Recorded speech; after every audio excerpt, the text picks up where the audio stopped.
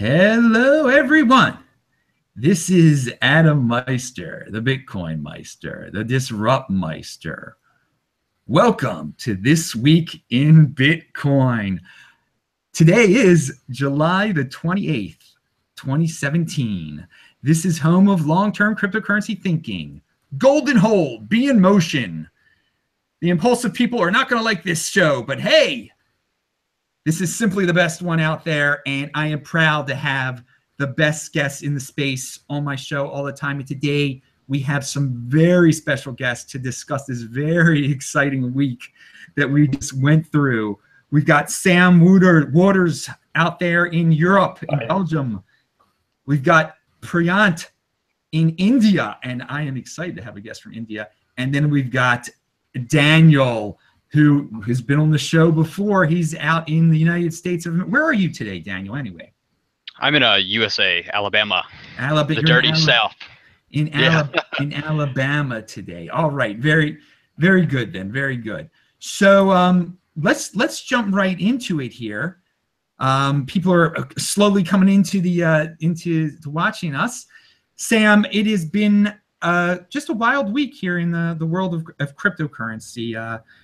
We've got people talking about a new altcoin that is going to come out on August the 1st.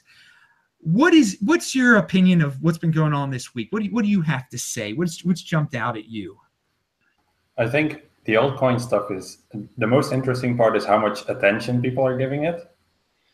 It's kind of weird how badly this is being blown out of proportion. I think it's really a kind of a non-event. I've even had people bet with me oh, if this altcoin is going to be worth more than Bitcoin, then that will be the best way to scale Bitcoin. That's proven then. And yeah, okay, if it manages to become worth way more. But I mean, there's so many people just waiting to dump this shit and make extra money that it's a bit crazy to me. I've seen a really interesting post that said oh, if everyone's going to dump it, then a few rich people are going to buy up all of those coins and then pump them up in the future. And I don't know, to me, it's a bit, that one's kind of overblown. I think really, to me, the major news of the week was the BTC-e stuff. And then maybe the ICO sort of. Yeah, I got to agree that when we're going to get to those topics very soon, this situation with this altcoin that is going to use the name Bitcoin in its name. And I try not to mention its name, because I'm so against it. Who would pay money for this? I mean, it's shocking to me that right now people are valuing it close to $400.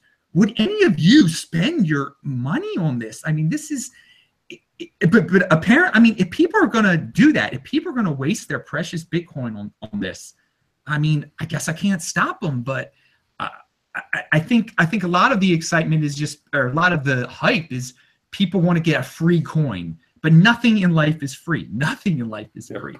So, Priyant, you've had some interesting tweets about this topic.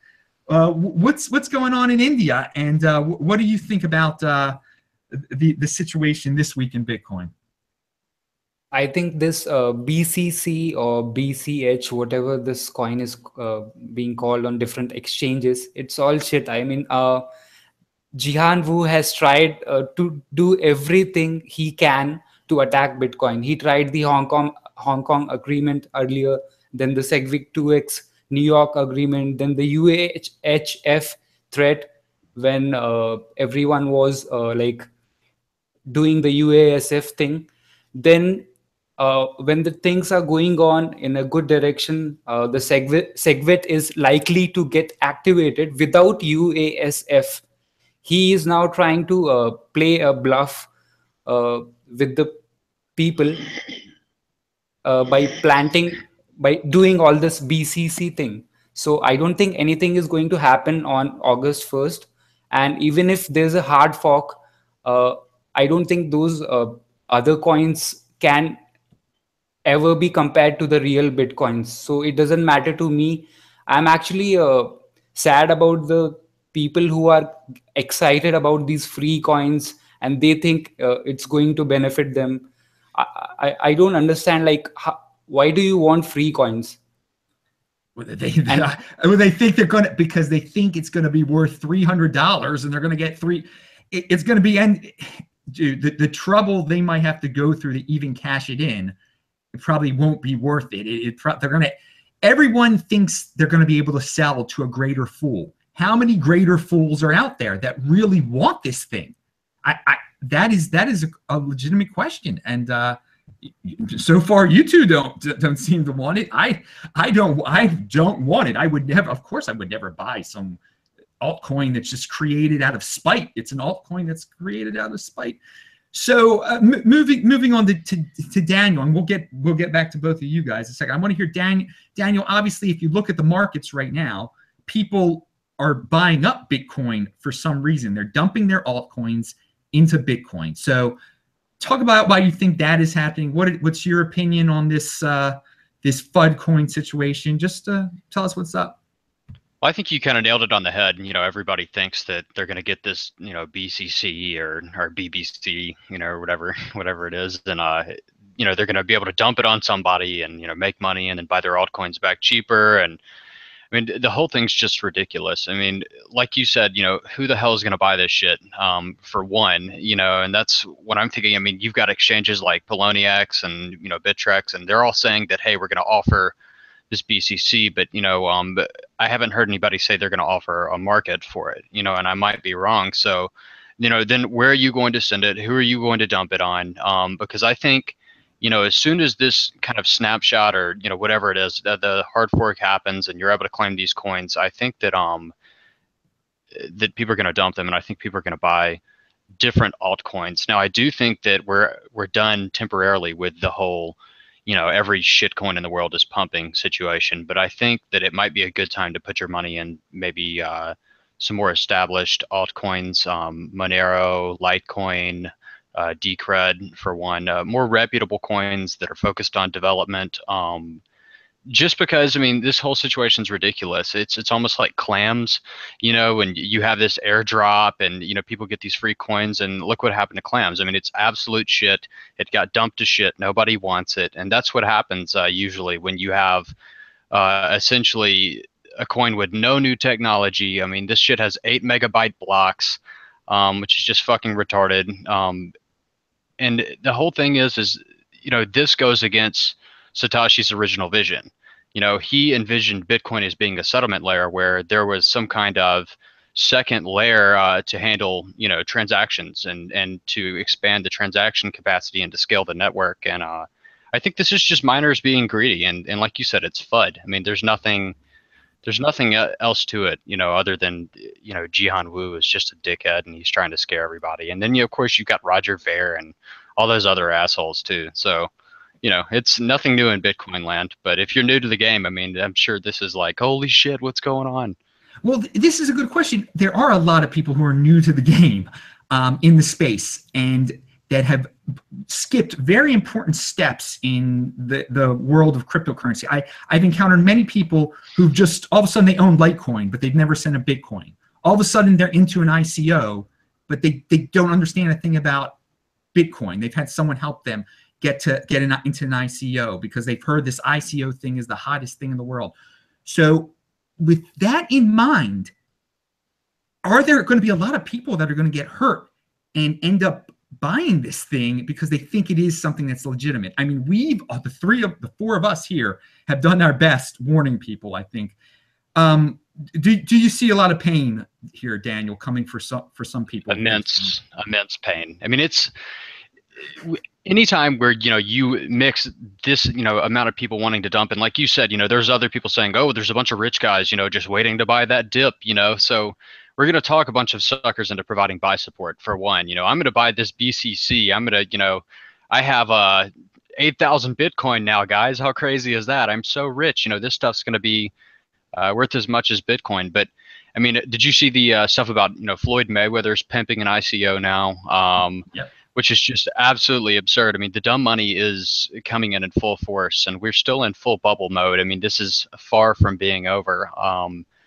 And it's going to be bad. It's going to be really bad. I mean, I know a lot of people that that are planning on just dumping this shit, and I'm one of them. Well, in the end of the day, I think the true Bitcoin will stand tall. So everyone who likes the true Bitcoin, pound that like button, because I hadn't said pound that like button yet.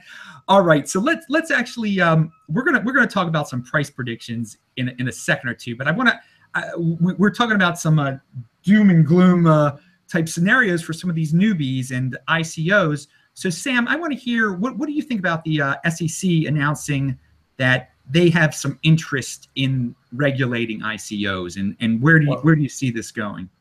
If there's something I can still add about the altcoin, what's to me most interesting is that I think a lot more people would be in support of it and would be totally okay with it happening if it used a different name. Because even the core developers have been saying for years, if you want to create something else, if you want to have bigger blocks, fork off, go ahead, do it. Just build a network and prove the actual thesis that you can do it while remaining decentralized.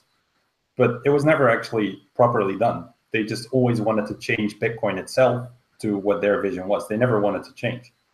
So now I think they are doing that, but they're doing it in an incorrect way because they're pissing off a lot of people that feel like if you're going to create your own network, then give it your own name, make your own thing, and don't make some kind of spin-off that might confuse a lot of investors. Yeah, well, you're absolutely right. So it's obviously being done. It's being done for confusion and FUD purposes. That's why I call it FUD coin. That's why I will not call it by the name that they even want to call it. I am strict about, what I say online, about, I don't mention people by their real names, the ones who disgrace Bitcoin and who are just out there, who are troublemakers and stuff, because I mean, it has been amazing in these last, 5 months, 6 months, how many bad actors have been exposed in our community and in the entire cryptocurrency community. And we're getting to this point now where it's just like it's becoming more and more obvious, but we're getting to a breaking point too. I think there's a certain excitement that all of this is bringing too, and that's why I continue to talk about it. But I don't want it to be blown out of proportion. I had a video earlier, obviously, about Jimmy Song, who made that article, who kind of almost legitimized what was going on with this altcoin. But as you said, Sam, anyone could have forked at any time, and we really shouldn't give these forkers more attention than we would any forker, but just taking into consideration all the circumstances of the community, they put themselves in a position where people just bite on to what they say and give them the free publicity. So again, end of my rant right there. So before we move on to the ICO topic, Priyant, did you have anything else that you wanted to say about this situation? No, I'm just going to add this. I have seen a few Indians who are interested in getting these free coins. So I was a bit frustrated, and I asked one question to them, like, if this is the concept on which Bitcoin should work, then I think we should do it every month. We should ask few miners to do a hard fork every month. We should make this a trend, and we should come up with one altcoin every month. So you'll get free coins every month. So I don't get this. Like, this is nowhere where Bitcoin should be. And this is, of course, not Bitcoin. It's an altcoin, and people are going to dump it on the first day as soon as they get it. Yeah, you know what? I should ask that question now. Then, on August 2nd, let's say, or that period of confusion, August 1st and August 2nd. Each one of you quickly tell me, what do you think the price of Bitcoin will be, and what do you think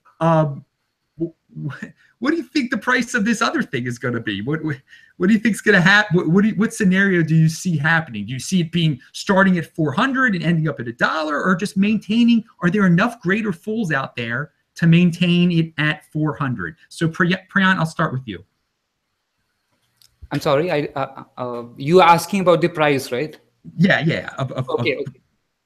Okay. So I think Bitcoin price is likely to get beyond 3,000. Like, it can go to $3,500 or maybe close to $4,000 in August. Maybe not in the first week, but maybe later.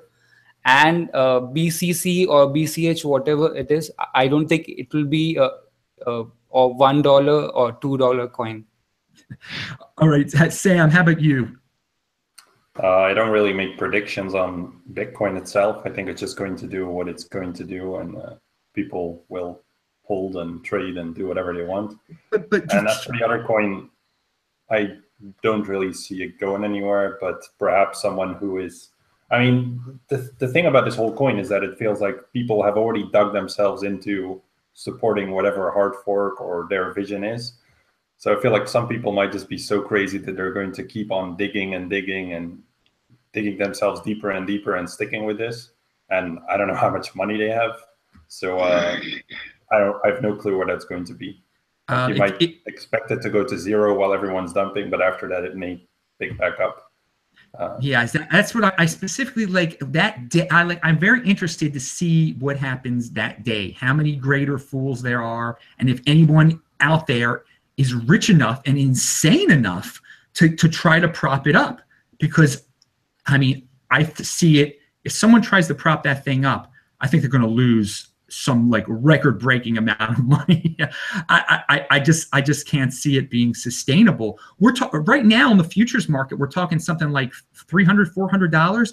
It would be like the number 4 cryptocurrency on earth in terms of market cap at that price. What is this thing? Why, just because it has the name Bitcoin in it?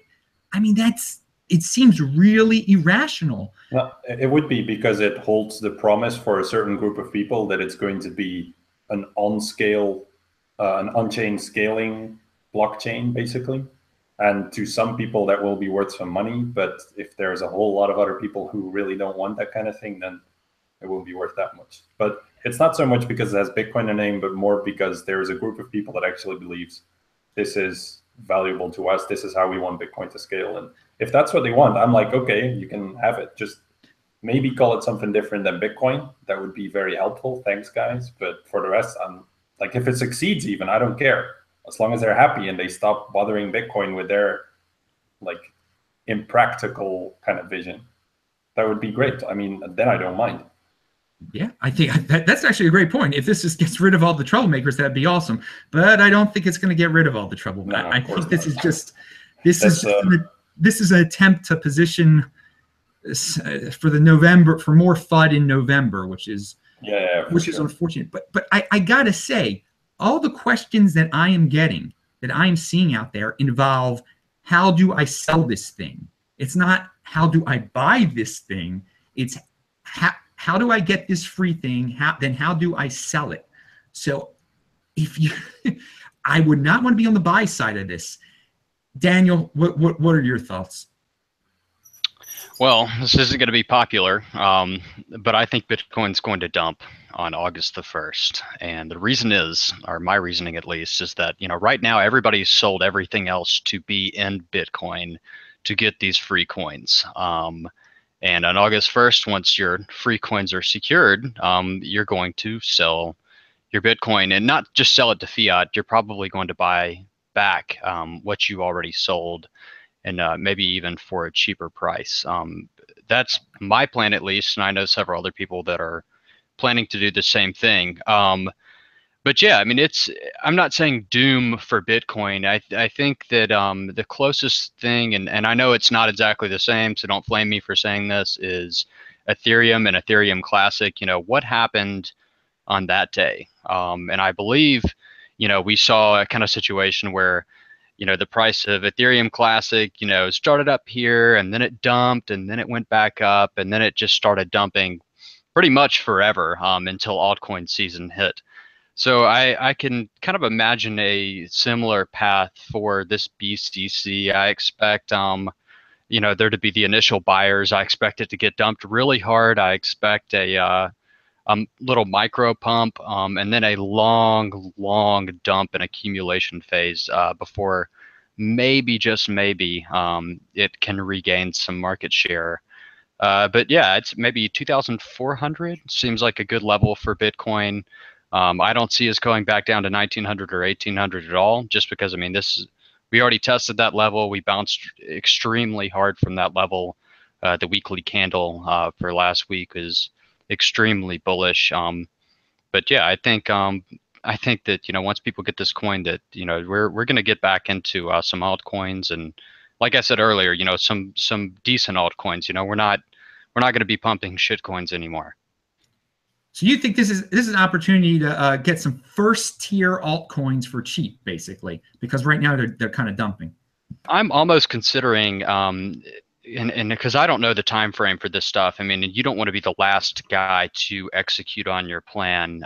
Maybe even just saying fuck BCC and buying insanely dumped altcoins right before it happens, because I think that might be bottom for them.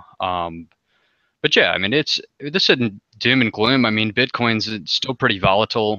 But I think still long term we'll see $4,800 Bitcoin this year. But it's you know, we've got to get over this little road bump first. And you know, honestly, I've always said this on your show. You know, if you can't trade, just hold. You know, and even traders make bad decisions sometimes, and even ones that know what they're doing make bad decisions. And I've certainly made several. So you know, if you don't know what you're doing, just hold your Bitcoin. I mean, there's no reason to freak out or try to game this scenario. I mean, the likelihood is that everybody's wrong that you've heard, and you're going to get burned. Yeah, that's what I say. Buy and hold, people. Gold and hold. Pound that like button if you're going to sit this one out, because that is the safest thing to do here. There's all sorts of weird, you know, you don't want to send your Bitcoin to some crazy exchange that you've never dealt with just because you want to deal with this, you think you're getting free coin or something. And Daniel, you do bring up some very legitimate points. I mean, your scenarios are legitimate. There are people right now who are dumping their altcoins in order to get this unstripped Bitcoin. That's what I call it. It's a Bitcoin that comes with this free FUD coin. So people want to get the Bitcoin that you buy now, in theory, has a bonus that Bitcoin after August 1st might not have.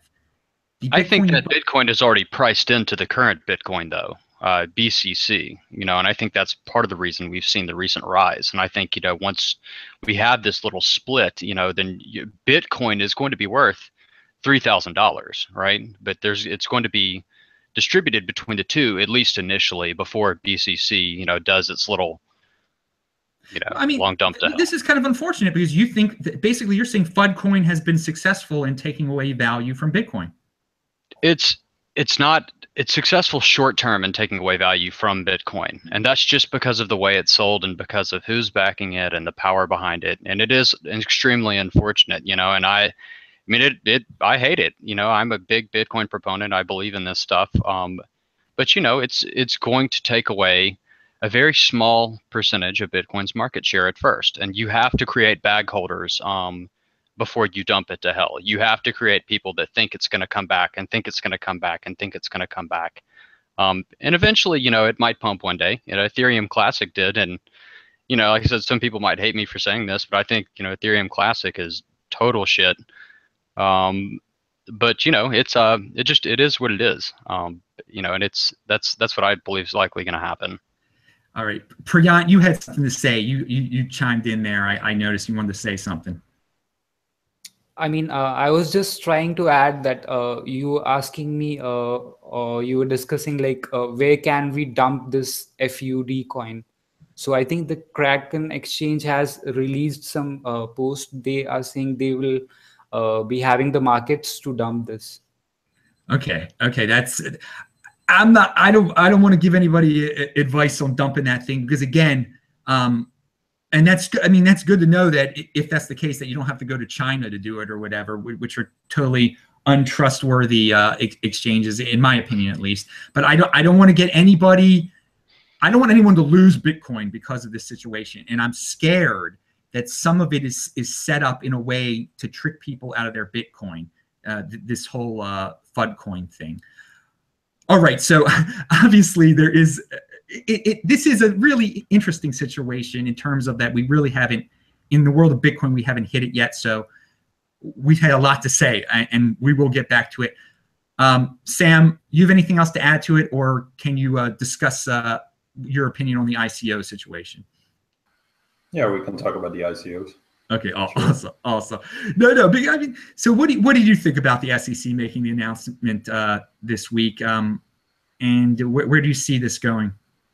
I'm going to be jumping ahead again, but to me, the craziest part was that when it happened, the announcement came, that was what everyone was talking about. Instead of BTC-e going down, people were like, oh, that's cool. We'll just, yeah, that happened, but we don't know what happened. So let's talk about the SEC and ICOs instead, because that's such a hot topic and it's way more enjoyable to talk about. So it kind of blew up from there.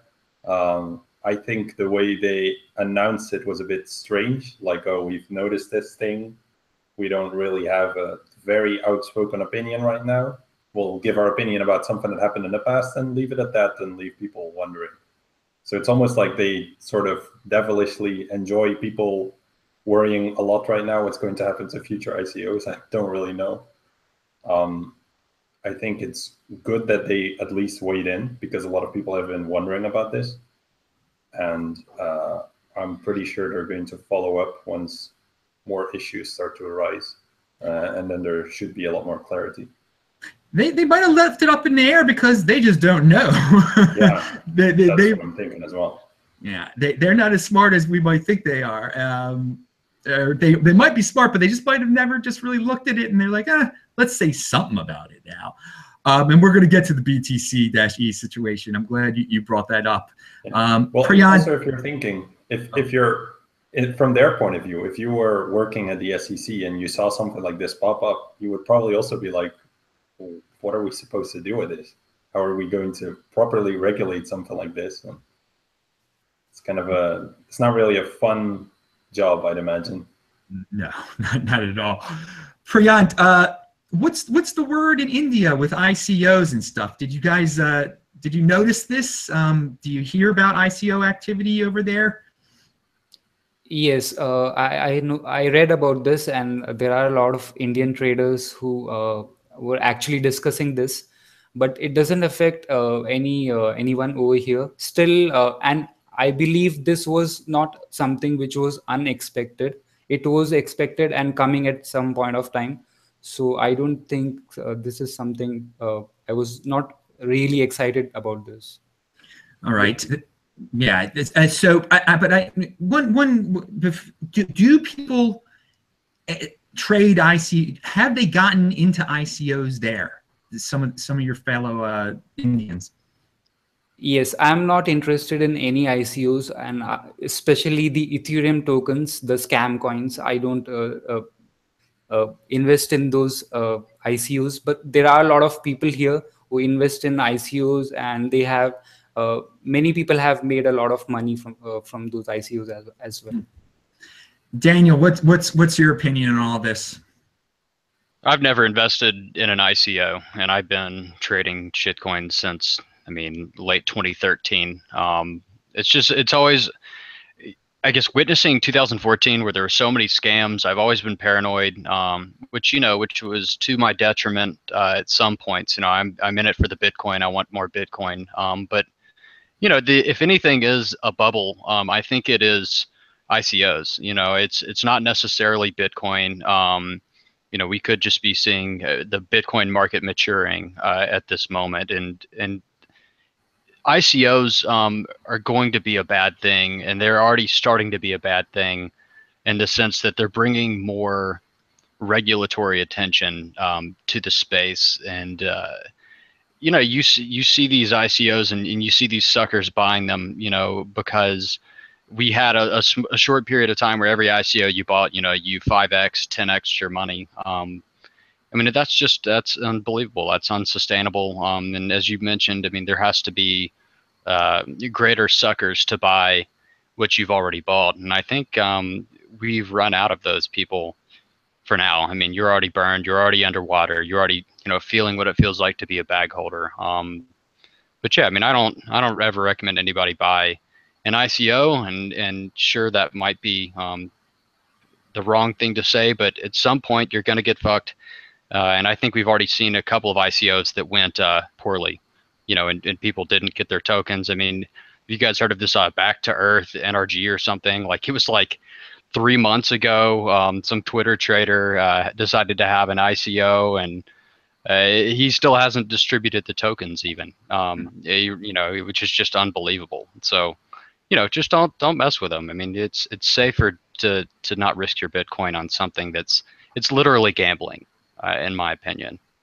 Okay, very, very good. Speaking about gambling and riskiness and trading, what did you think about BTC-e going down?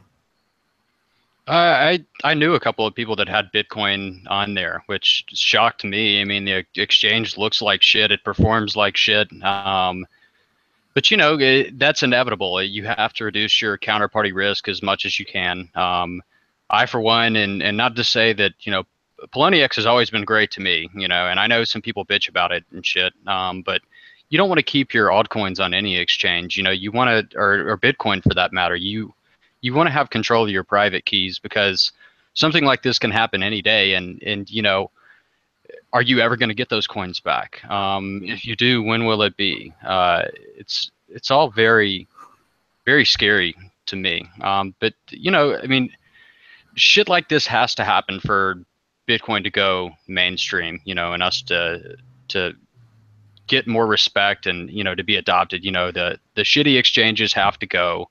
It's unfortunate the way that BTC-e went down, but you know, it's one less bad apple. I mean, we all want Bitcoin to moon, right? And that requires more people buying in, requires more regulation, unfortunately. But you know, that's part of going mainstream and being more accepted. All right, Sam, lay into BTC-e situation. I know you got stuff to say. I think the reason why I initially felt like it's so crazy that everyone's focusing on the ICOs and the SEC so much is because with BTC-e gone and people saying that like 95% of the money laundering and whatever went through BTC-e, that makes me wonder, like, wow, that's going to have quite a big impact on all the dark market stuff that's been going on, which we don't know how much of the value represents in Bitcoin. So like that could have a major underlying effect in the long term, which is really hard to measure. So I felt like people are not really looking at that. And again, because we don't know the numbers and that like we can't really fill those in there.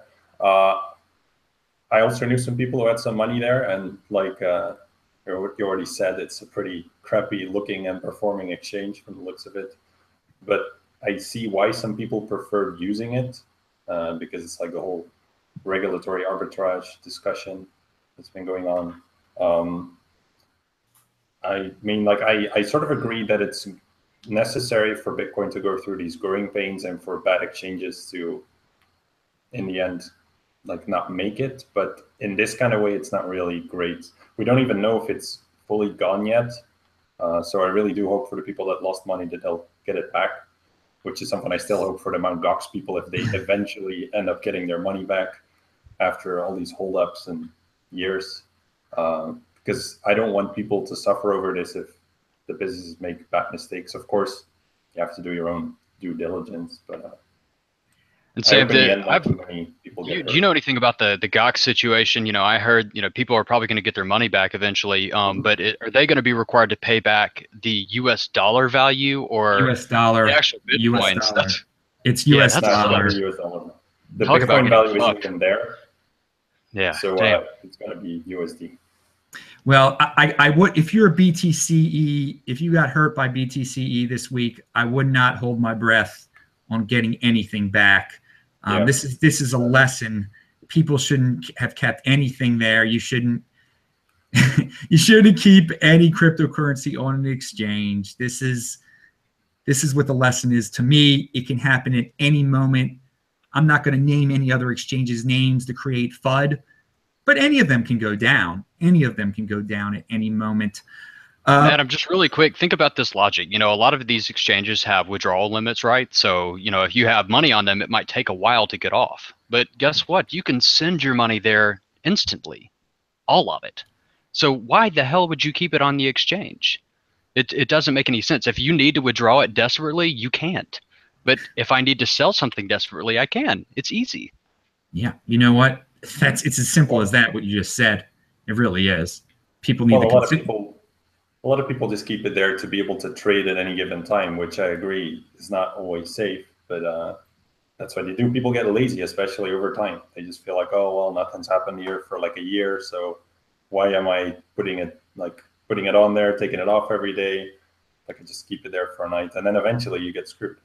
Yeah. Well, again, you can send it there instantly at any moment, though. That's what Daniel's saying. Yeah. I mean, it's just you're saving what 18 cents or something by not sending it back and forth.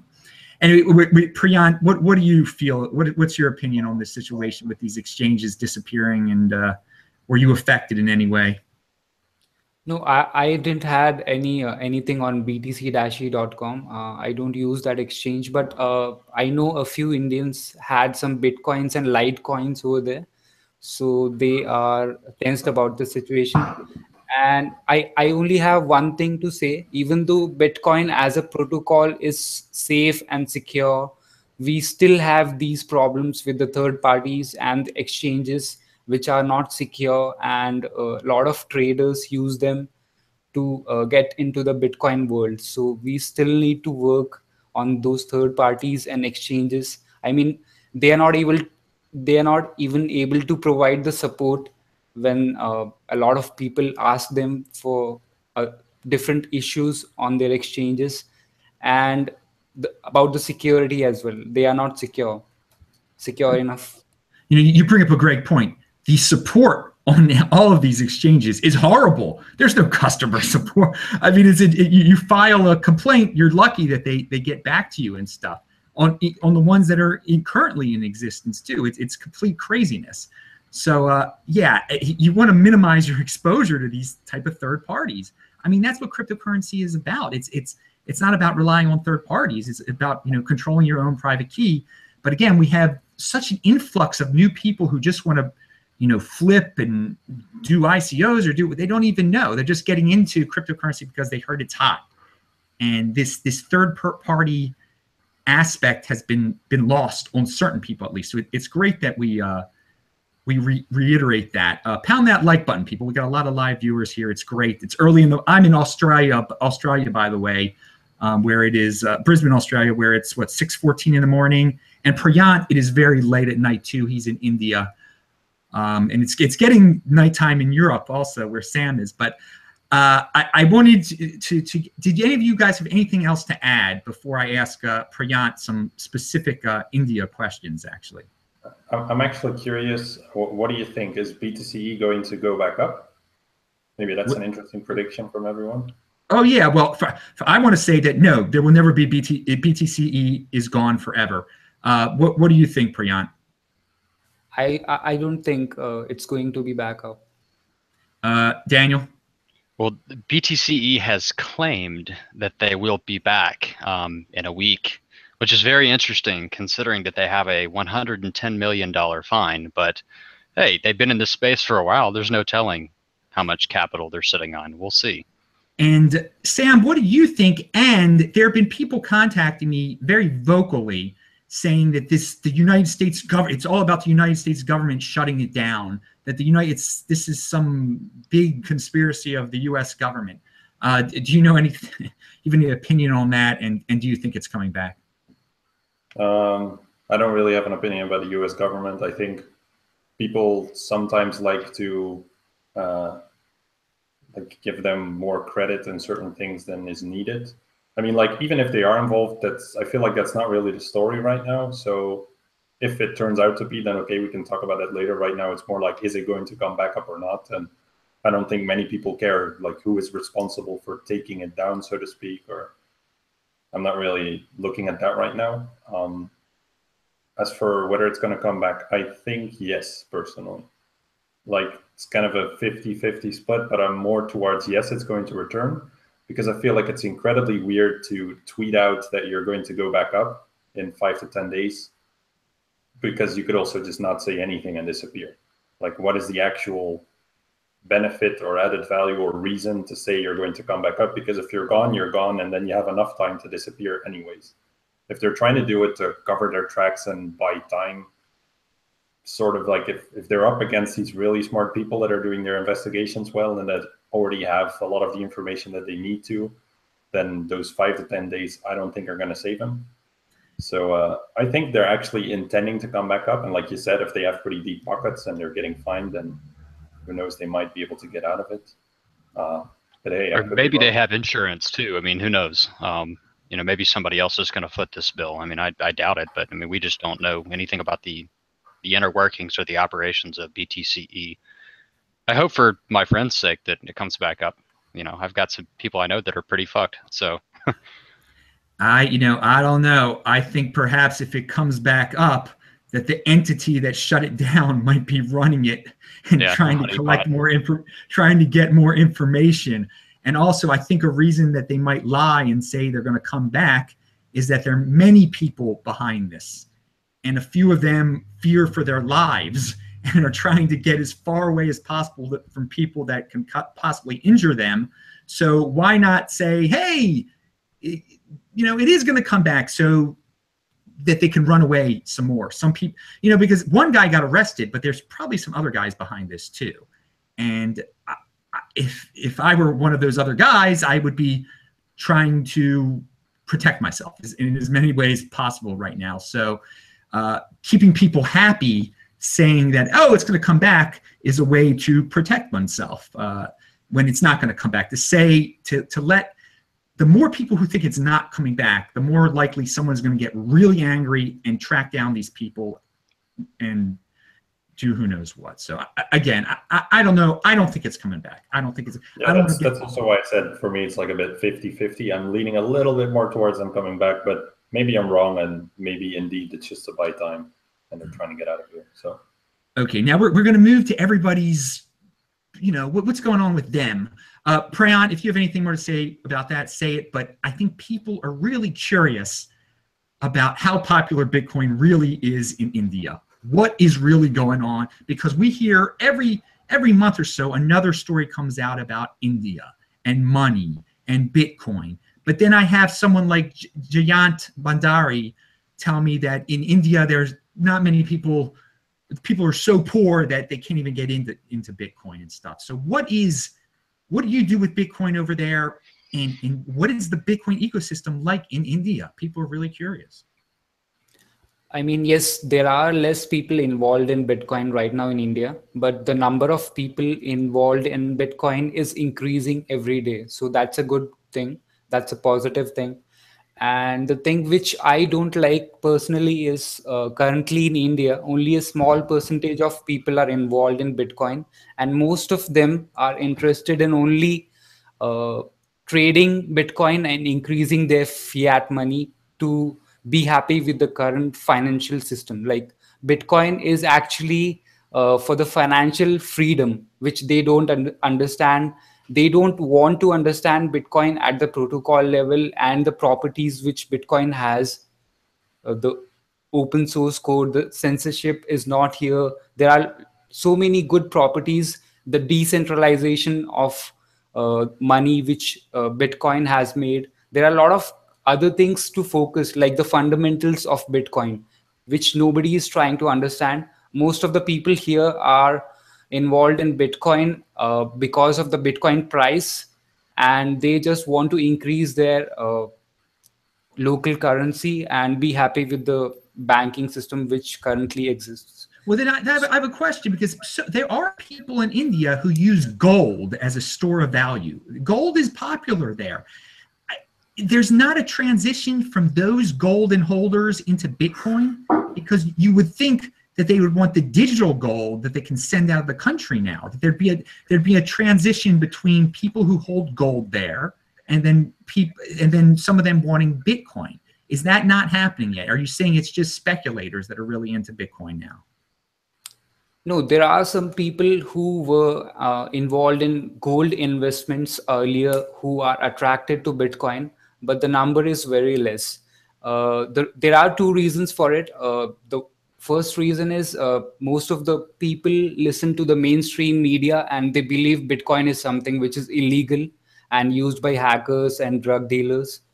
That's the perception which most of the Indians have in the mainstream. And the second thing is Indian government has not come up with any rules or regulations. So that makes it suspicious, like they are not able to understand how actually Bitcoin works. without any bank and without any government. So those are two reasons. One more thing which I want to mention is there are a lot of people who are actually being scammed here in the name of Bitcoin. They are coming up with new cryptocurrencies or Ethereum tokens, and they are scamming people uh, in the name of Bitcoin and Bitcoin price. Yeah, I was going to ask you, are there scams that are going on, Yes. like with like OneCoin type of things? And I would suspect that in a country like that, and a country that's going to be new to Bitcoin, that the scammers are just going to pile in there too. So that's really unfortunate. People will be turned off because of that. I got to say, you've definitely given me a different. You've got some insight into what's going on in India. Actually, more so than I've ever heard from anyone who has talked about India and Bitcoin before. Pound that like button, people, if you want to get Priyant back on this show for his own, for just a one-on-one with you for like 30 minutes, just to explain. I think because we got to have that exclusive here on the Bitcoin Meister channel, just someone on the ground in India telling us what is really going on there. I got to have you back on. You're awesome, man. For all the viewers out there, I linked to everybody's important links below, and I want my guests to review them to see if I have to add anything. But Priyant, tell everyone what you do exactly in India, what you do with cryptocurrency. So I was involved in Bitcoin from 2015. I mean, that was late, but since then I've been doing research. I've been investing small amounts. Right now I have formed, like we are a group of people. We have started a new, you can say a company, and its name is BitSir, in which we will be focusing on educating people about Bitcoin, not just the Bitcoin price, but Bitcoin, and also will be coming up with new projects involving services or products which will be related to Bitcoin. So the first project is Flybit. It's a website to provide the cheapest flight tickets in India using only Bitcoin payments. Like we accept only Bitcoins. So yeah, that's it. This is good. I'm going to link to all of that stuff. It's actually on your Twitter. If people go to your Twitter, they'll see you already have linked to this stuff. So thank you. You're all. This is great stuff. I love this. I love this I love the international flavor that is brought to this show. I really do. I hope people appreciate it out there, because you're not going to hear this kind of stuff anywhere else. If you're going to hear about India and Bitcoin, it's all from people writing articles based on some press release they heard or something. This is real. Daniel, what do you have a story of the week? Anything you want to say about what's going on with you? Anything that I left out? Not really. I mean, I'm pretty boring these days. Just I've mainly been writing trading algorithms. I'm just kind of worn out. I've already done okay, and I just kind of want to sit back and walk away from my computer at this point in time. But buy Bitcoin, hold Bitcoin. You won't be disappointed, even if you end up buying and it goes down. At some point, you're going to be back in profit, and probably enough profit to change your life. So just buy it, hold it. Don't mess around with anything. Don't believe anything anybody else tells you. It's going to be a good ride, and we have many good years to come. And that is good advice. Buy and hold Bitcoin. But in a previous life, you were very much associated with an altcoin. So name and people like to hear about altcoins. They get all jacked up when they hear their favorite altcoin's name. So tell us, what's your first tier of altcoins? What do you consider to be a first tier altcoin? Which altcoins? Top tier altcoins, in my opinion, are going to be Monero, Litecoin, Decred.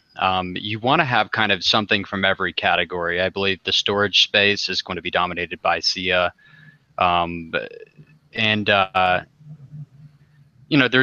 we have reached a point where just about every foreseeable space has a best-in-class crypto now, and it's going to be difficult to kind of overcome those spots. I mean, I used to work for Decred. But I never sold my Decred. I still have some. I think it's a good project. I mean, these guys they work hard, and I believe in the politics behind Decred. I believe in what they're trying to do. Litecoin, just because I read a really good article by Charlie Lee that was talking about how in the future that Bitcoin might not have the transaction capacity to support everything that's going on with it, with how mainstream it's going to become. And a lot of people might use Litecoin's Lightning Network to transact Bitcoin, which was interesting to me, which is something that's apparently possible. Monero, I mean, just because you look at things like Zcash and Zcoin is another one that use zero cash and zero coin protocol, and they both rely on a trusted setup. And if anything, if I've learned anything in this space, it is to trust no one or nothing. And especially you've got Zuko or however you pronounce his name, Zoku, tweeting about his ketogenic diet and how marriage should be a renewable contract, and I mean all sorts of, that dude's crazy as hell. I mean, and I don't want to hold any kind of financial asset where some dude's tweets that apparently is the face of the project are just constantly moving the market. But I think Monero, people like to hate on Fluffy, but he's a real guy, and people don't like him because he says things how they are. He's very direct, and he's not into all this hype and crap. He's just kind of he believes in Monero and privacy, and I believe they're still working on Ring CT, which will obscure the transaction amount sent with Monero. So it's I think you can have a diverse portfolio. I think it might still even be silly to call it a portfolio, but Bitcoin's king. Anything any altcoin can do, Bitcoin will probably do eventually. So just keep that in mind. If you're going to be one of those people that's going to bag something for 10 years or whatever. But yeah, I mean, I think this space looks fantastic. I think a lot of new people are coming to it. I think, a lot of dumb money is coming, but a lot of smart investors are coming as well. So, it's this is just getting started. We're at the very beginning phases. I want to add, I will first of all pound that like button, people, if you liked that he named your altcoin there. And because again, I'm sure some people are really excited that they heard their altcoin right there. That's why I got him to talk about it.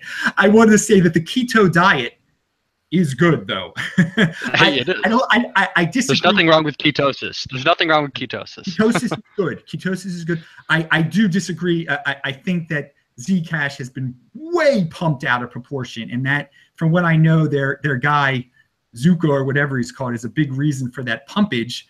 But if he's talking about keto, I think that's cool. But not only that, but I mean, Roger Ver gets a percentage of every Zcash block. I mean, you really want to hold something like that? I mean, that dude's the biggest douchebag in crypto. So we don't even name the king of the trolls. Yeah. He's getting his name named here. He's Voldemort. He should not be named.